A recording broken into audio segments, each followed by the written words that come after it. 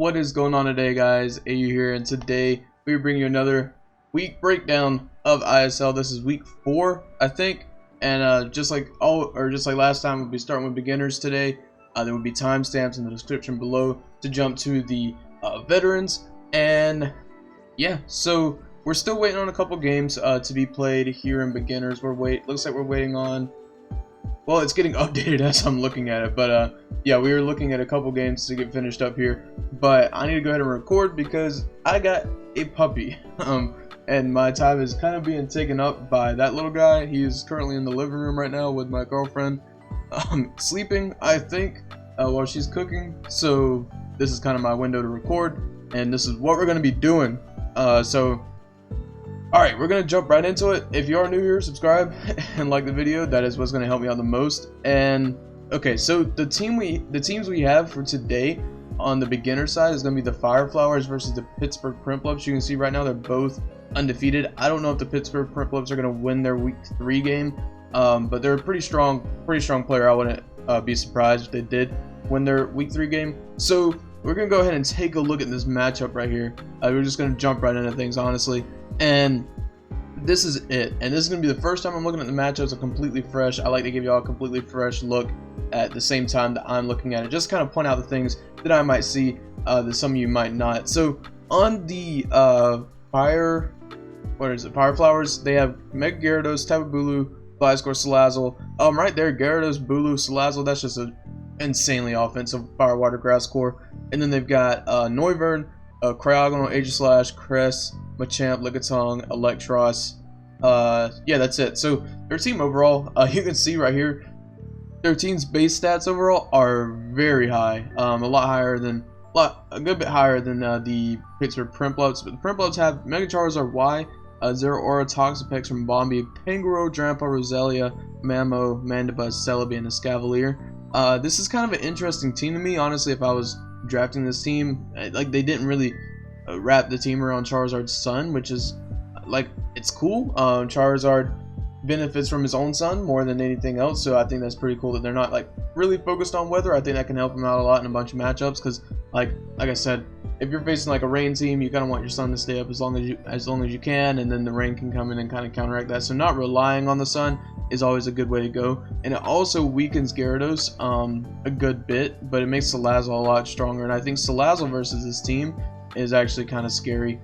2 poison type weaknesses, 5 fire type weaknesses. So yes, Salazzle versus this team is super scary, really scary. Now granted, one of the poison type weaknesses is also a fire type weakness, so that's kind of a thing. But like Celebi's not going to want to come in on Salazzle. Like Scarf Salazzle might actually be pretty good.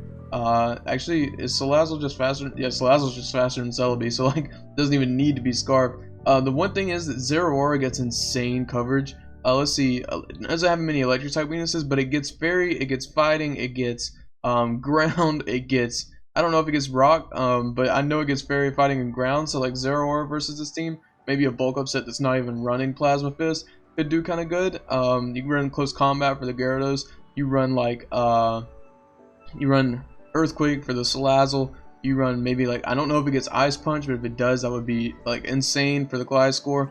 This Gliscor is going to want to come in on that Zeraora every single time. So having a counter for that Gliscor is going to be really good. I know it gets like Grass Knot and stuff. If you can maybe catch it, I don't know.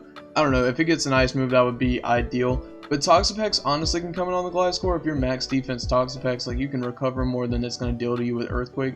And the only thing is, you can't Toxic Gliscor because like, it doesn't matter. If you get an early knockoff with Zeraora onto Gliscor though, that's insane. If you get a knockoff on a Gliscor before the Toxic Orb procs, that's just going to cripple Gliscor so much, and then you can kind of like try to get Scald Burns or something. Just make sure you don't poison it if you have knocked off the Toxic Orb, which is a really good thing to do against Gliscor. I know my match last week, I just had my item knocked off Gliscor, and it was like kind of useless for the rest of the match, because like it gets Roost, but its longevity is just like almost, it seems like it's cut in half to me, really, just because it's so hard to kind of come back from that. It does have Mamoswine, so Ice Shard versus Gliscor is also really scary. If I had to pick another Pokemon that you would probably bring, it's gonna be, yeah, definitely Charizard. Like 2 flying type weaknesses, 2 fire type weaknesses. Charizard can get ground type moves. It gets ancient power, so like it also gets a rock type move, but I would probably say like something like Roost, I don't know, Roost, Flamethrower, Air Slash maybe, could be pretty good. Rocks are going to be really important versus this team over here, versus the Primplups, because taking damage on Toxapex every time it comes in, Zero Aura taking damage every time it comes in, Charizard taking half right off the bat when you're coming in, Mamo taking half, Mandibuzz taking damage if it's not Boots coming in. The team really looks like it can pivot around. You got Volt Switch, you got U-Turn. I don't know if Pangoro gets U-Turn, I don't think it does. Mandibuzz gets U-Turn, Celebi gets U-Turn, so all those things are really susceptible to hazard stacking onto that side of the field. The thing about that is they do have a good bit of defoggers. Now, if I had to pick a defogger that they're going to run, it's just going to be Mandibuzz. I don't see any of these other three running defog. And then you've got really good removal in the Fire Flowers with the spinning and the 3 defoggers. The only thing is they only have 1 rock setter, which is kind of bad because this team actually is hurt a lot by rocks. So getting rocks up with Gliscor is going to be really, really important, I would think. And looking more into depth at the team, like I don't really know what the Fire Flowers should be scared of other than Zero Aura. Like you kind of have answers for everything on their team. Like Noivern really doesn't want to switch in on a Banded Pangoro, so that's a thing. But Electros comes in on Mamo.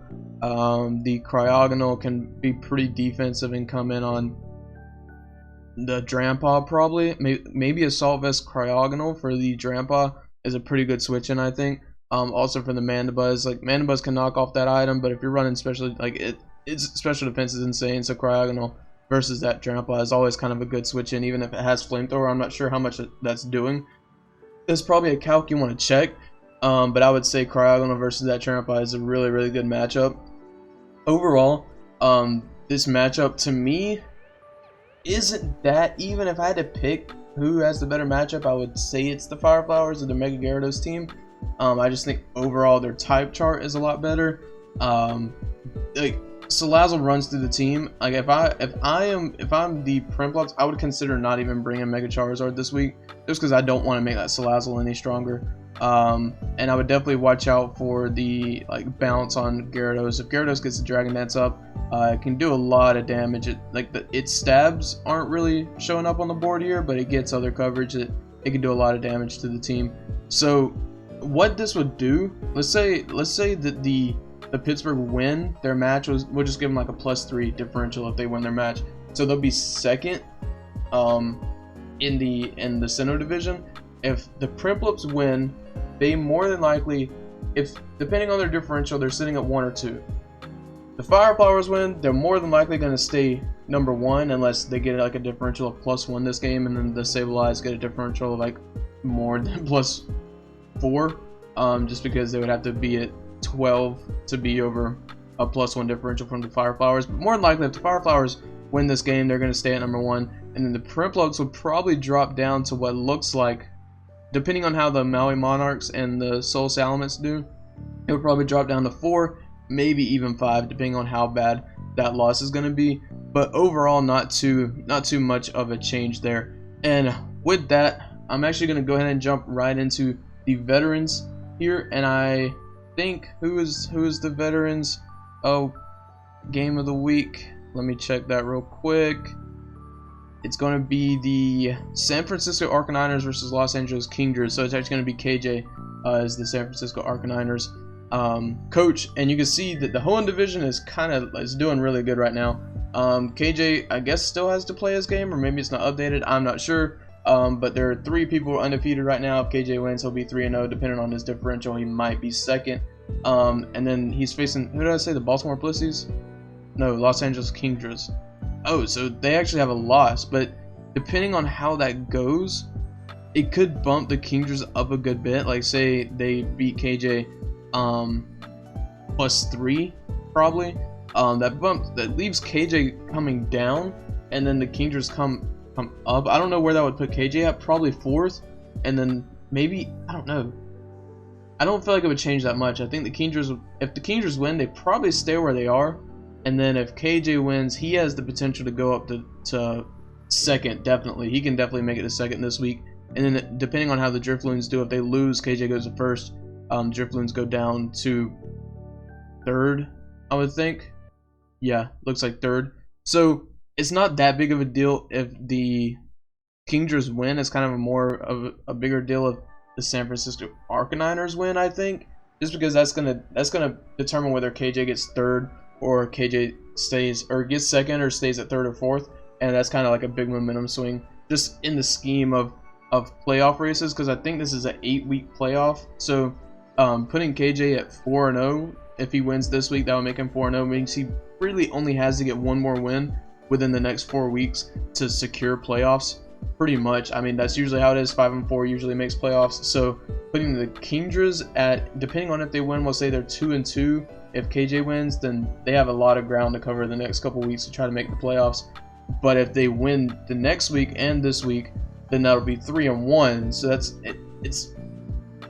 it seems like it's not a lot of ground to cover, and like it definitely is more desirable than 2-2. I think 3-1, you definitely want to be 3-1 than 2-2. I'm 3-2 right now in one of my draft leagues, and I wish I wasn't. I hated being 2-2 because if you're not 5-4, you're probably not making it to the playoffs in an 8-week season. But we're gonna go ahead and take a look at their matchup. Again, first time I'm seeing it. So KJ has an actually really offensive team. I like KJ's team a lot. Mega Gallade, Tapu Koko, Superior, Alolan Muck, Gligar, Scavalier, Kangaskhan, Druddigon, Vaporeon, Victini, Yanmega.